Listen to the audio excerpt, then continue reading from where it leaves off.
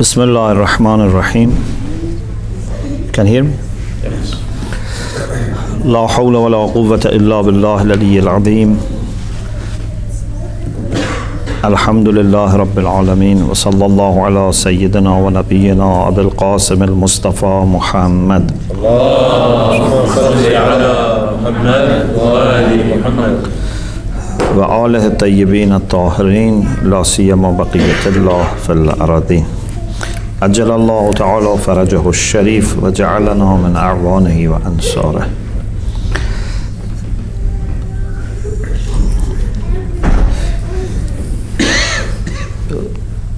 There are some aspects of Iman that sometimes you wonder whether they are requirements of Iman or whether they are personal, traits and personal differences. For example, sometimes we say some people are very optimistic, some people are pessimistic, some are 50-50. Or for example, to be hopeful or to be hopeless, to be positive or not to be positive. So this is a kind of, I think, issue which is sometimes not very clear. For sure, many times personal opinion or personal character of scholars or leaders change their understanding or shape their understanding of Islam. Yeah, although methodologically this should not happen. Yeah, and it's possible not to happen. You can be yourself, for example, very much a person who doesn't like to be in society, but say Islam is a social religion. It's possible. Or maybe you have had some bad experiences, you have decided not to do anything in society, but still you may encourage other people. It's possible.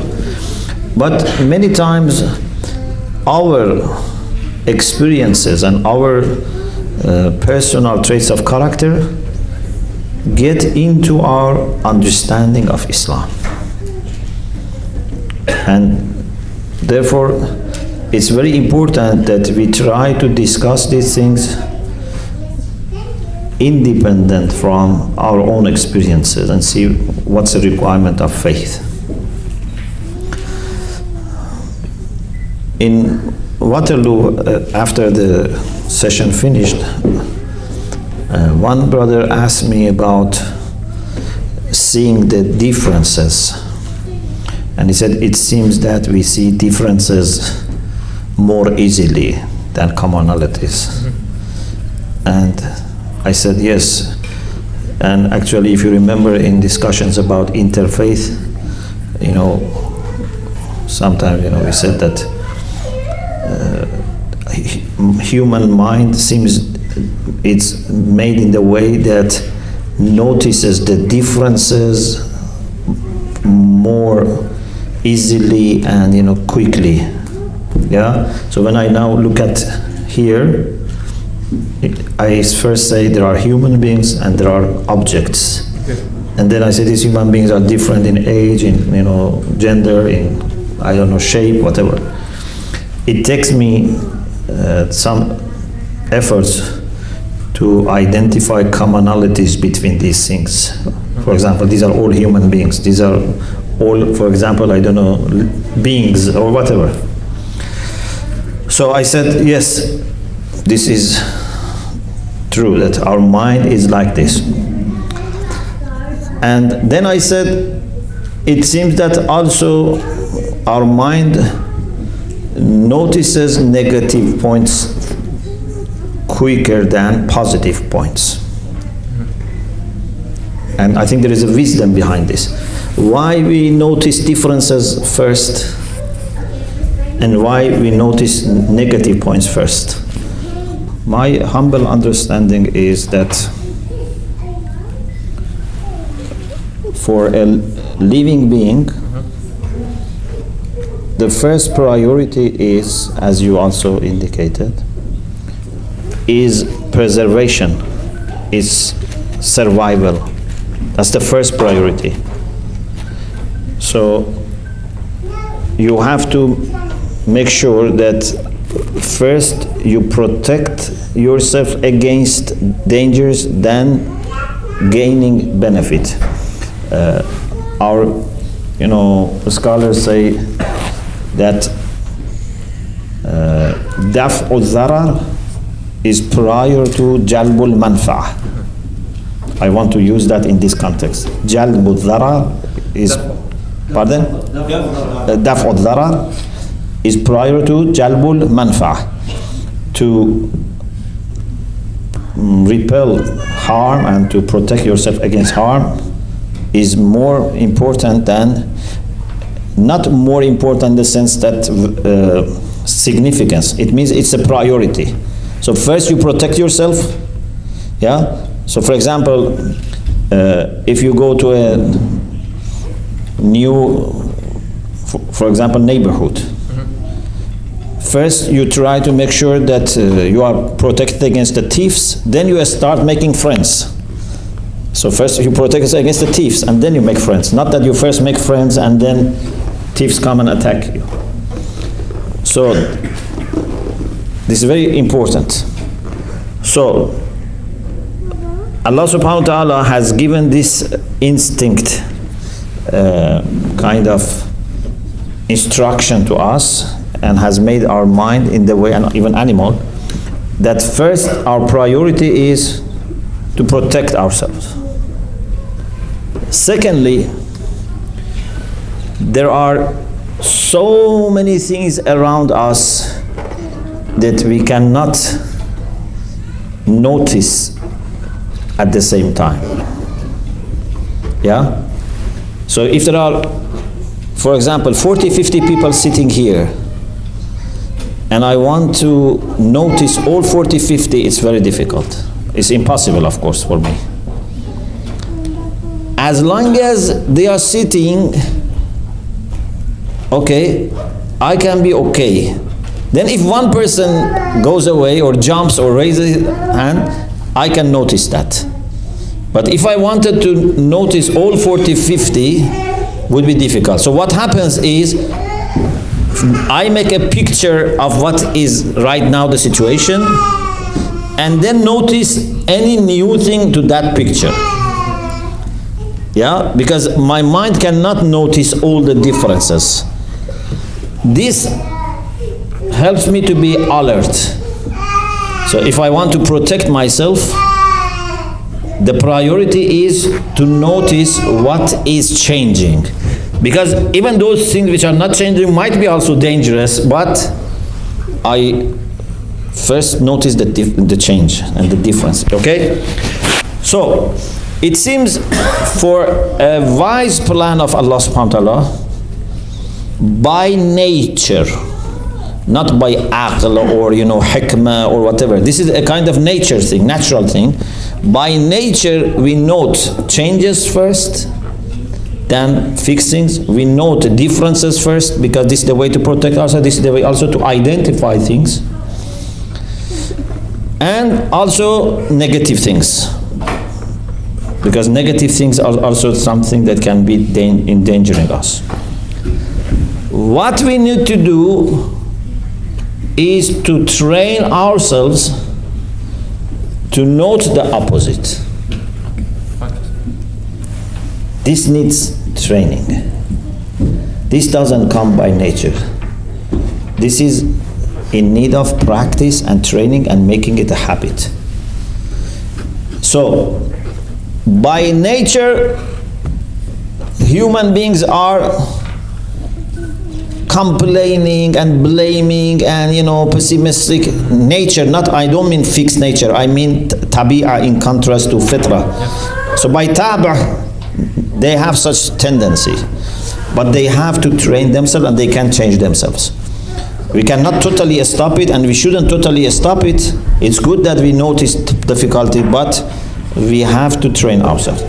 But at the same time, you must not go too far that then you don't see bad things, or you don't see the changes and the differences. You have to be very careful. So we need to train ourselves, because we tend to this side. You have to go a little bit, farther away in that side, so that you achieve the balance. So when it comes to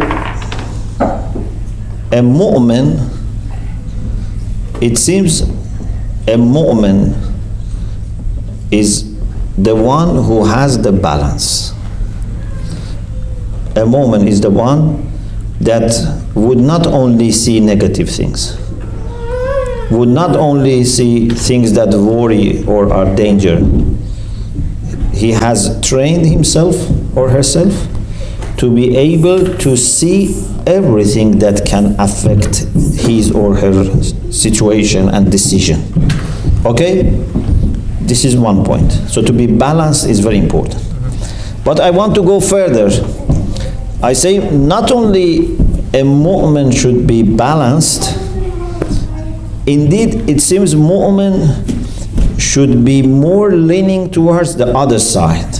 Which one? To be more leaning towards the positive sides and towards things which are common and things which are not changing. Because actually this is more, as one of the sisters mentioned, more compatible with our devotion to God. So if we were thinking that the world is a free place without any lordship, any Rabb, then you could say, okay, there are positive and negative things.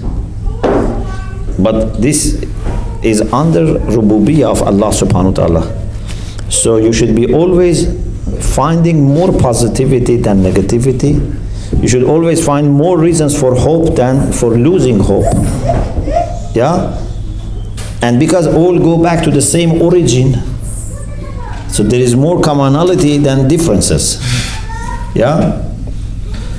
So this is, I think, something that we should examine ourselves to understand whether we are on the right track or not on the right track. How positive you are, how hopeful you are, how capable you are to note commonalities, and this makes you successful.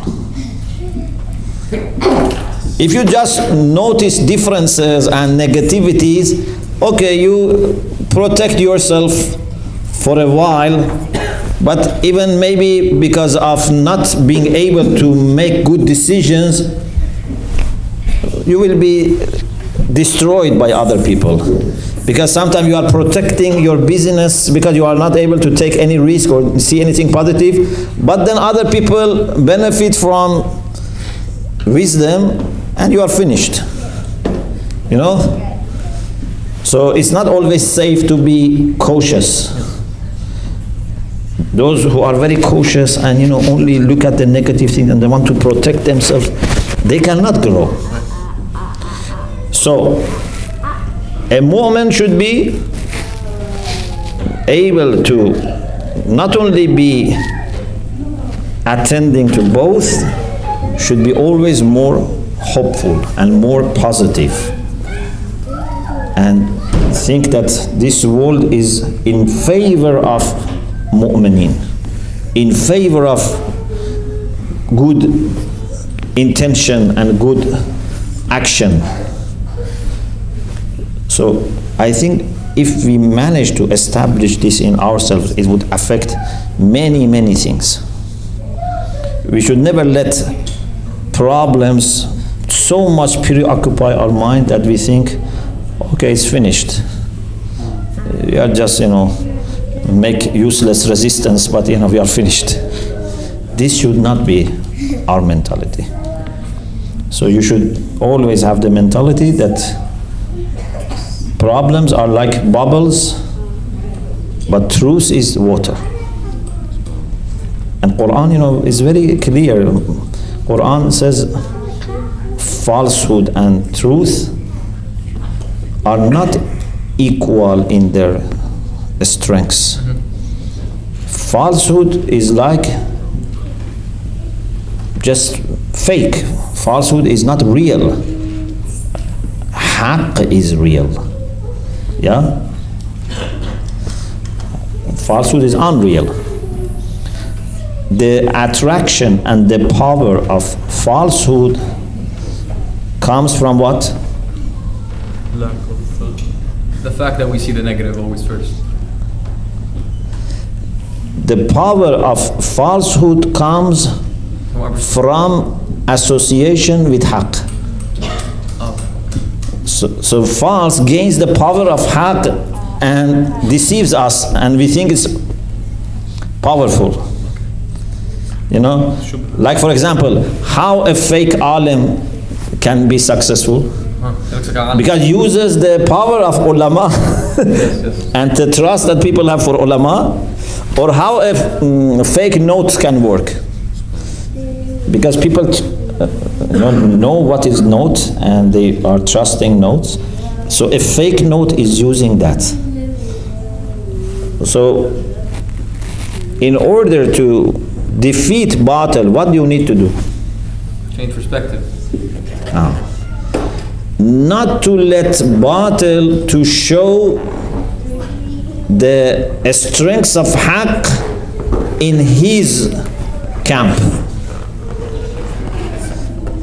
And this is why I think the main battle is between Iman and Nifaq. We should not be too much worried about kufr. We should be worried more about Nifaq.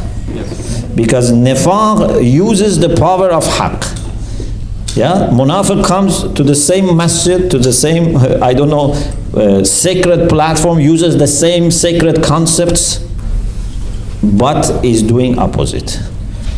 So if we say, for example, people should have dignified life, a kafir position is says no, people shouldn't have dignified life, like Fir'aun. Okay. This is not a problem today. Alhamdulillah, today kufr has no power. But Munafiq says, yes, we want dignified life for everyone, but it comes from the way we say. So this is why perhaps in Dua Iftitah, at the end we say, Allahumma inna narghabu ilayka fi dawlatin karimah, tu'izzu biha al-islam wa ahlah, wa tudhillu biha al-nifaq wa ahlah. Not kufr.